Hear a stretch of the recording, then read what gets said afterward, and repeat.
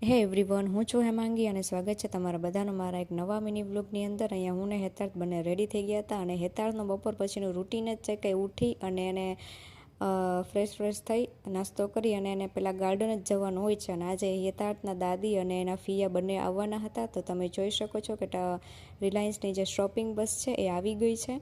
અને આ એક બહુ સારું કહેવાય કે જામનગરથી ટાઉનશીપ અને ટાઉનશીપથી જામનગર જવા માટે તમારે કલાકે શોપિંગ બસ હોય જ છે. તો અહીંયા તમે જોઈ શકો છો કે બહુ સ્નેહ મિલન આમ થાય છે, ઘણા ટાઈમ પછી હતા એટલે. અને જો મમ્મી છે ને મસ્ત અડદિયા અને ગોળ પાપડીને એવું સરસ બનાવીને લઈ આવ્યા હતા, ચીકી ને બધું ઘણો બધો બીજો નાસ્તો પણ લઈ આવ્યા હતા. અને અહીંયા અમે લોકો જમવા બેસી ગયા છીએ. જમવામાં ઓરો, રોટલો, ખીચડી ને ડુંગળી ને પાપડ ને તમે જોઈ શકો છો હળદર, આંબા હળદર એ બધું જ હતું.